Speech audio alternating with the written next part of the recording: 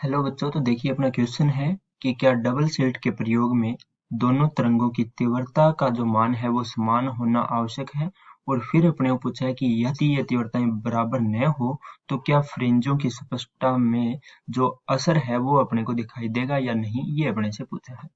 तो सबसे पहले यहाँ पे देखिए अपने को यहाँ पे पूछा है कि दोनों की यदि अपने पास जो तीव्रता है इसके मध्य अपने को पूछा है किस प्रकार से होता है कि इनकी यदि समान होना ही आवश्यक होता है या नहीं होता।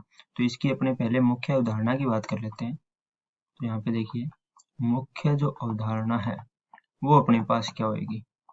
मुख्य अवधारणा अपने पास क्या होती है कि डबल स्लिट के प्रयोग में अपने ने देखा था कि डबल स्लिट प्रयोग है वो किस प्रकार से होता है। तो यहाँ पे अपने ने देखा कि जो तरंगे होती है, तरंगों का या तरंगों की जो कला है कि कला समय के साथ क्या रहनी चाहिए, नियत रहनी चाहिए कि कला समय के साथ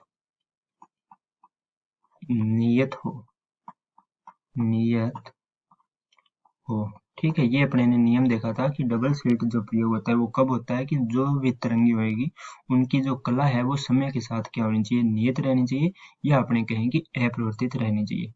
तो अब यहाँ पे देखिए अपने मुख्य अवधारणा से अपने को क्या मिलेगा कि तीव्रता है, तीव्रता यदि अलग अलग है, तीव्रता अलग अलग है उसके बाद भी अपने जानते हैं कि कला है वो नियत रह सकती है, या कहें कि कला है वो समान हो सकती है। ठीक है, तो तीव्रता है वो कला के ऊपर डिपेंड नहीं करती, तो अपने कहेंगे कि तीव्रता है उसका मान इक्वल होना कोई भी अपने पास आवश्यक नहीं है। अब अपने को देखिए ये कहा है कि यदि ये तीव्रताएं बराबर न हो तो अपने पास जो फ्रिंज दिखेगी उन पे किस प्रकार से अपने पास इफेक्ट दिखेगा। तो देखिए जब अपने पास पहले अपने ये देख लेते हैं कि तीव्रता जब इक्वल हो, ठीक है, यदि तीव्रता समान हो, देखिए दो तरंगे मान लेते हैं I1 और I2, दोनों क्या है एक दूसरे के इक्वल है। तो यहाँ पे देखिए I कुल जो है वो अपने पास कितनी होगी। तो इसके लिए अपने पास फॉर्मूला होता है, अपना जो सूत्र है वो देखिए क्या होता है कि I कुल कैसे निकालते हैं, I1 प्लस I2 प्लस अपने पास क्या होता है 2 रूट I1 इंटू अपने पास रूट I2। अब जब ये दोनों एक समान है तो अपने पास देखिए कुल है वो कितनी आएगी। तो अपने देखिए आई कुल यानी टोटल जो तीव्रता है वो कितनी मिलेगी अपने को। तो देखिए दोनों इक्वल कर दीजिए तो ये हो जाएगी I1, I2 की जगह अपने I1 रख देते हैं तो I1 प्लस 2, और ये हो जाएगी अपने पास देखिए रूट I1। ठीक है, और ये भी अपने पास क्या हो जाएगी रूट I1। अब इस चीज को सोल्व कर लेते हैं तो देखिए आई कुल कितनी आ जाएगी, आई कुल किसके इक्वल आ जाएगी, I1 और प्लस I1, तो ये तो होगी 2I1। ठीक है, प्लस यहाँ पे देखिए रूट को जब रूट से गुणा करेंगे तो ये कैंसिल हो जाएगा। ठीक है, और ये दोनों मिलके क्या बना देगी, आई बना देगी, प्लस 2, और ये अपने पास आई आ गई। 1 है तो 1 होगी। देखिए किस प्रकार से, देखिए रूट I1 है और रूट I1 है तो इसे अपने इस प्रकार से लिख सकते हैं कि I1 इंटू I1, तो ये हो जाएगा I1 का स्क्वायर, और रूट अपने पास क्या होता है 1/2। ठीक है, तो 2 से 2 कैंसिल, तो इसे सोल्व किया तो क्या आ गया अपने पास I1, तो अपने ने I1 रख दिया। तो यहाँ पे देखिए आई कुल जो है वो अपने को कितनी मिली 2I1 प्लस 2I1, तो ये आ गई 4I1।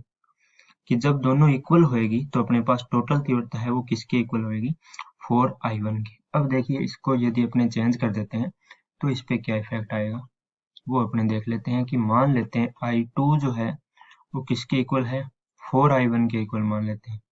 ठीक है, या आपने ये कहें कि ये इक्वल नहीं है। ठीक है, इक्वल नहीं है I1 के, तो यहाँ पे देखिए आई कुल जो है वो अपने पास क्या होगी, I1 plus I2 plus 2 root I1, और इंटू में अपने पास क्या है रूट I2। ठीक है, तो अपने फिक्स मान तो यहाँ पे नहीं निकाल सकते क्योंकि अपने को I2 ये नहीं कहा है कि इसके इक्वल है या इसका मान अपने को दिया गया है। लेकिन जब ये दोनों अलग अलग होएगी, देखिए दोनों अपने पास क्या होएगी, अलग अलग होएगी, तो ये जो अपने पास 4I1 बन रहा है ये अपने पास क्या होता है मैक्सिमम होता है। ठीक है, ये अपने पास किसके लिए है, मैक्सिमम तीव्रता के लिए है। तो मान जैसे ही तीव्रता का चेंज होएगा तो अपने पास फ्रिंजें हैं वो अपने को दिख रही है कि चेंज होएगी।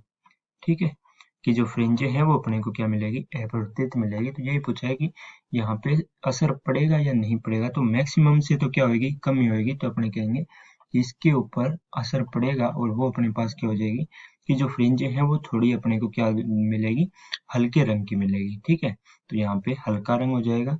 और पहले में पूछा है कि आवश्यक है या नहीं, तो अपने कह देंगे कि नहीं, तीव्रता का समान होना आवश्यक नहीं है। तो ये था अपना इसका हल। तो मैं आशा करता हूँ कि आपको समझ में आ गया होगा। धन्यवाद।